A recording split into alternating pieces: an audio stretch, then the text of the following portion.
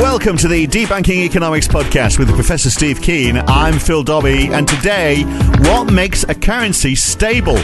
The pound has lost ground since the Brexit vote, but seemed to gain a little of that back, then lost some of it again. The US dollar rose on the hopes of a Trump presidency that might see some opportunities for economic growth, but it seems to be losing those gains as people realise that's probably not going to happen. Then there's currencies like the Aussie and Canadian dollars, driven largely, it seems, by fluctuation in the price of commodities. So how do you make a currency stable? Is it a fruitless task, or is it something central banks could be doing more about? That's today on the Debunking Economics podcast.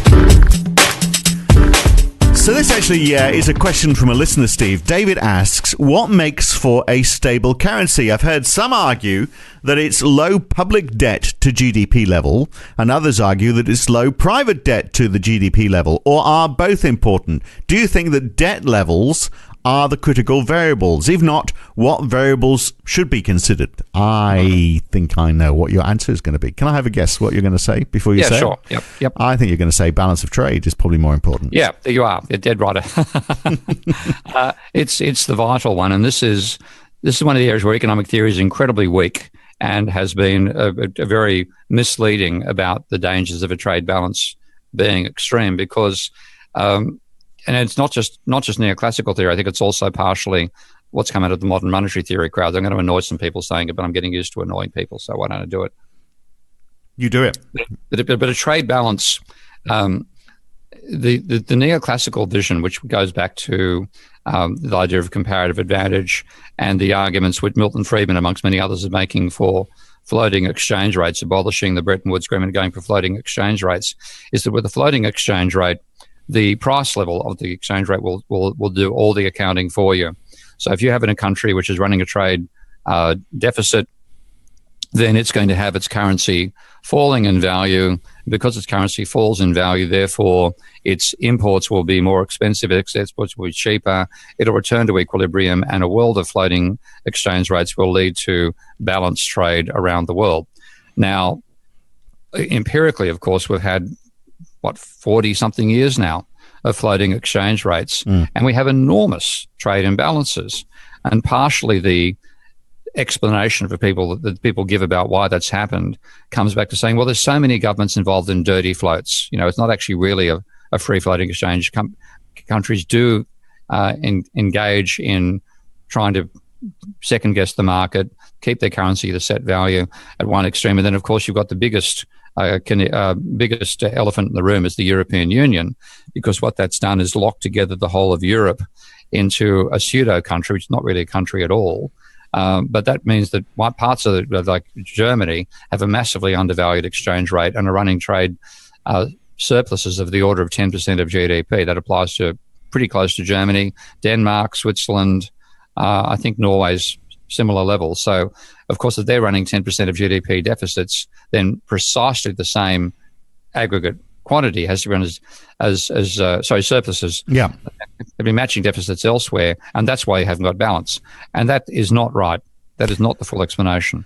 And look, and the reason why I knew that was going to be the case was because I look at the way currency traders work, and they keep on turning to the Japanese yen as the safe haven currency. And, you know, there you've got a country where the public debt to GDP ratio is very high. I think it's about 200. And the private, yeah. Yeah, both very high, absolutely. And yet it's a safe haven. And what's the reason behind that is because they are selling so much more. Their current account surplus is so huge. And of course, it's the same with the Swiss franc as well, which is the other one people turn to. And in fact, the Swiss franc was tied to the euro, of course, until a couple of years ago. When it was unpegged, there was a massive impact on the euro.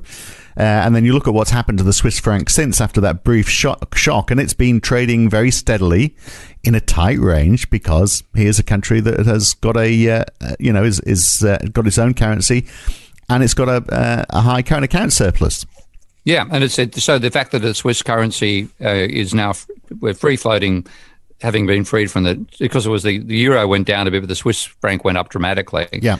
Do you know what's happened to this? Has it actually come down since then, or it's gone back below where it was? But I mean, the main, in a way, that's irrespective, isn't it? We're talking about stability. It's a very stable currency now. Yeah, and that's again because the trouble again about so much of economic thinking, neoclassical economic thinking in particular, it's static. They draw supply and demand curves, point of intersection, end of question. They're not putting it in a dynamics in whether you've got growth and change over time. So, for example, to come back to one of my favourite issue, it's not my favourite, one of my favourite issues is should the government run a surplus or not? The argument is no, it shouldn't. It should run a deficit, because by running a deficit, it creates part of the money supply. Now, if you have a static perspective, you can think, well, the government should, in general, have a balance. So, like over the long term, should be zero aggregate government balance. Well, if that's in a static world, that makes sense, because if you have a zero balance over the long term, then over the long term, government money is a set proportion of a fixed money supply. But if you've got a growing economy, say that the government should have a zero balance, then over time, the government contribution of money goes to zero because the rest of the economy grows and the government does not.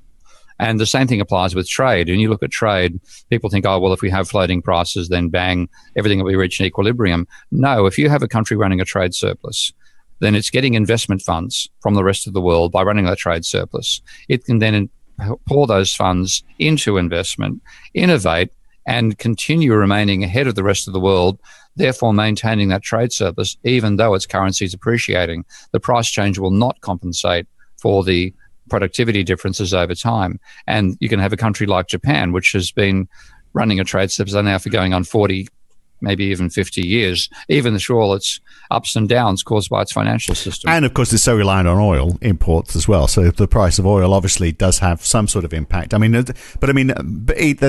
currency is stable because, as you say, it's been going on for so long. We assume that they are always going to be in surplus. Therefore, we can always assume that there's going to be a demand for their currency. Yeah, and then that gives you a stable currency base, even when they try to drive the currency down. I mean, they had succeeded in reducing it, but people, I think the original value of the yen to the dollar was 350. And you know what? There is so much more of that conversation with Professor Steve Keen to enjoy, but you need to be a subscriber to these podcasts to hear the full version of this and all the other episodes in this series. To do that, you can either subscribe at debunkingeconomics.com or you can become a supporter of Steve Keen on Patreon. If you provide more than $10 support per month, then you'll automatically receive access to all of these podcasts. To do that, go to patreon.com/Prof Steve Keen. We hope you'll do that, and we'll join you again soon for more of these fabulous Debunking Economics podcasts with Professor Steve Keen. I'm Phil Dobbie. Thanks for listening.